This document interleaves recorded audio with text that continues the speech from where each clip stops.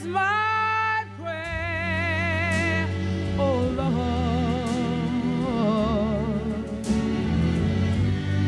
This is my prayer, oh Lord, oh Lord. Let me fill this life full of sunshine and gladness. Trouble in my way, trouble in my way. have to cry sometimes, Have to cry sometimes. Trouble in my way. have to cry sometimes, Have to cry sometimes. lay awake at night, Lay awake at night. that's alright, That's alright. I know that Jesus, He will fix it. after a while, After a while. trouble in my way, Trouble in my way. have to moan sometimes, Have to moan sometimes. Trouble in my way. have to moan sometimes, Have to moan sometimes. lay awake at night, Lay awake at night. that's alright, That's alright. I know that Jesus, He will fix it. after a while, After a while. said something about Stepped in the a furnace long time ago. a long time ago. Shacking me, Shipwreck me, shacking vinegar. and I've been to go. They weren't worried, They weren't worried. so I was told. Hello, and welcome to Expressions of Faith. I'm your host, LD Shannon, and this show is produced by Miss Gloria, Chestnut.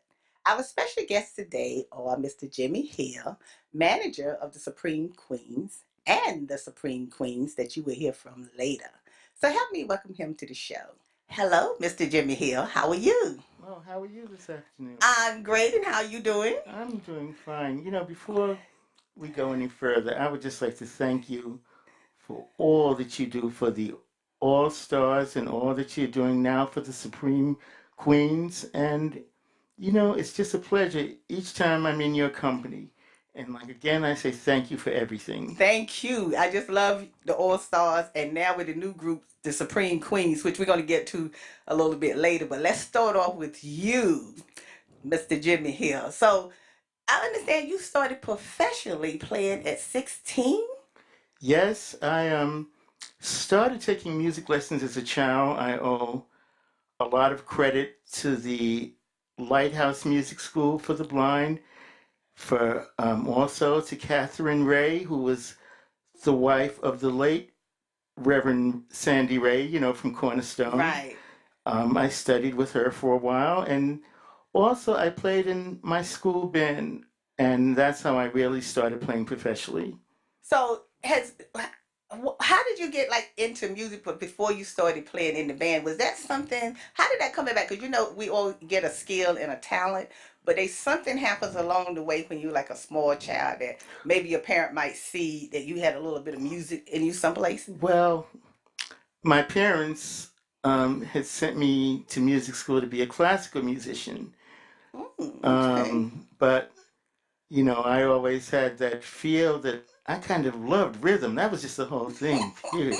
Well, you know we And, got soul, so we got to do a little bit of, a little bit more than classic, And I grew up in a Methodist church, and for a while I was scared to let loose with the music. But, you know, I kind of found my own way, and that's how I started really fooling around with different rhythms, and ended up started playing R&B. In fact, I ran into my teacher, I guess about 10 years ago, one of my teachers from when I was a child, and she said, you know what?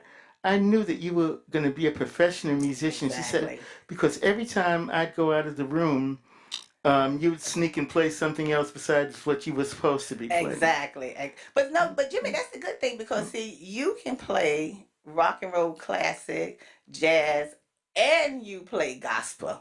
So Right. when we want to shout and praise the Lord, we can do that. Or if we want to hang out in the club, every now and then, that's okay. And that's good because it's like a balance. It's almost like a balance that you know how to play all these different types of music.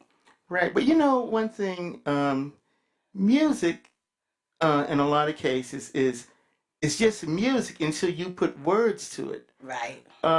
You can take a gospel rhythm, and without any words, people will be dancing to it. People will just be moving. All they know is they feel the rhythm. But it's once you put the lyric to it, then that's when you get to change, and it gets put into a category. Yeah, because when you put words to a song, it particularly if they're words that mean something, because I hate music today that doesn't mean anything to me and I don't get anything out of it. But when you have a song that has meaningful words, it just means a whole lot when you listen. And sometimes music have changed people's lives and even saved people's lives. Well, I say that um, even as far as today's music, when I think about Ty Tribbett, Kurt Franklin, Donnie McClurkin, and so many others who have brought the young people out of the streets. And we have to look back when we were growing up, and we would think about James Cleveland, Mahalia Jackson, Shirley Caesar. Um, our parents thought the same thing. As far as some of the quartet music, they would say, "Oh, that's too much like rhythm and blues." Exactly. Yeah. But it's what brought a lot of us into the church again from out of the clubs. Right, but the only thing, Jimmy, is I don't want to happen Mhm. is I don't want to be sounding too much like in the club when I'm in church, because sometimes that music get to go in the church and you can't tell whether you in the club or you in the church now. So we don't want to go overboard with it. But I mean, I think it's good, for the youth to be able to change up music in the church and stuff. But you have been such an inspiration to young people and to even older people. You have played with the best. You've been out there with Maxine Brown, Baby Washington, Harold Melvin and the Blue Notes, and you was on the TV show David Letterman. David Letterman's. When I saw y'all on TV that night, I was like jumping up and down. Oh, there go Jimmy Hill's band on on Letterman's show. That was wonderful. That Well, was good that night. I'm going to tell you a story about that. Uh, we don't know what God has in the plan. Exactly. And there was a young lady who left a James Brown album at my house when I was about, I guess, 13 years old. She brought it over, and I still have that album up until this day because she forgot that she had left it there and she never came back to get it. Mm. And that was my start of really kind of getting into James Brown music, never expecting to really become a band leader with a James Brown impersonating band. So many, many years later, Charles Bradley, which we all know as also Black Velvet, James Brown Jr. Right. He came in from California and he called me and he said, people have told me a lot about you and I'm looking for a band. Well, at that time, we didn't put the band together. But later on, I guess about 10 years later, we got together and we did a show, a blues festival out in Westbury. And after that, everything else became history. I know. Black Velvet, we know about him. So we're running out of time, but very quickly, I just want to congratulate you on taking over the new group, the Supreme Queens, which was formerly directed by Mr. Cliff Driver, who passed away. That was a good friend of yours and ours. Right. We miss him dearly. Oh, yes, but we do. The new group, Supreme Queens, those girls are bad. They're bad. We're going to hear from them later. Right. So when we come back, we're going to come back with the Supreme Queens. We'll be right back. Right. Okay. Thanks again. What have you done, brother? I don't know. I don't know. What have you done, brother? I don't know. I don't know. Done wrong to the one who loved you. Oh, and you took no heed.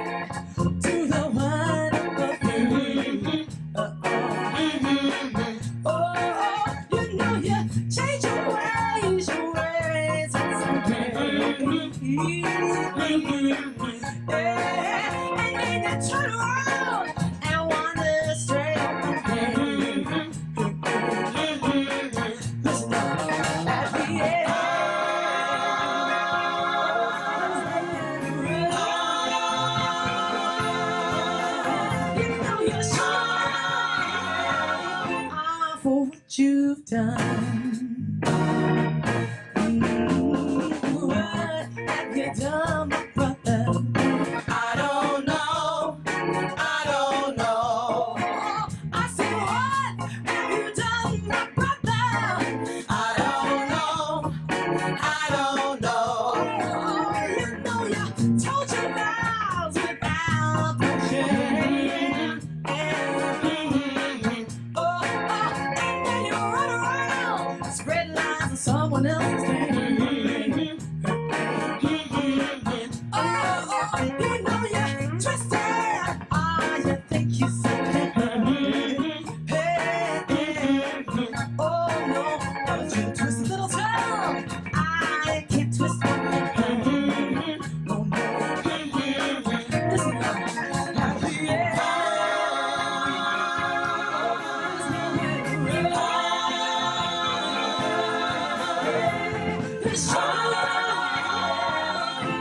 for what you've done. Yeah.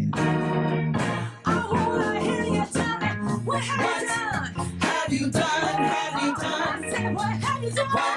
Have you done? Have you done? You showed anybody What? how Have you done? Have you done? running all around. What? Have you done? Have you done? You showed anybody What? Have you done? Have you done? all the time. Have you done? Have you done? What have you done? What? Have you done? Have you done? I said, what have you done? What? Have you done? Have you done? I said, what have you What? done? Have you done? Have you done? What have you done? What? Have you done? Have you done?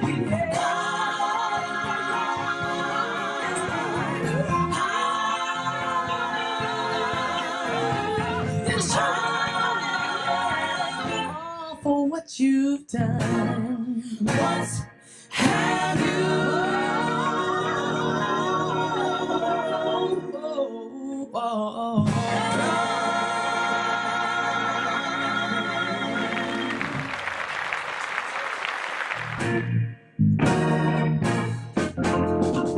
What have you done, my brother? I don't know. I don't know. What have you done, my brother?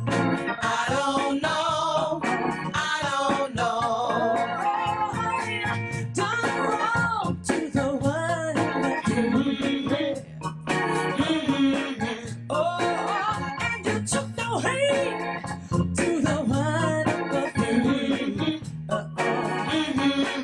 Oh, you know you change your ways and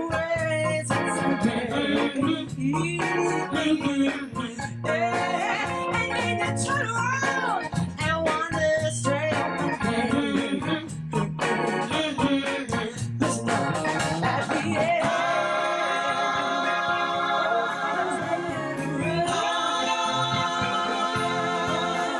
You know you're sorry for what you've done. What have you done, my brother? I don't know. I don't know. I said, what have you done, my brother? I don't know. I don't know.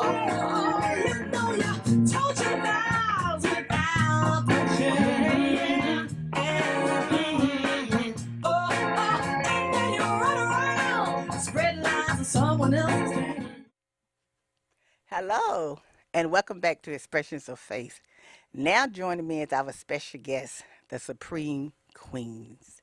Now, these ladies are bad. When I tell you they're bad, you are in for a treat tonight.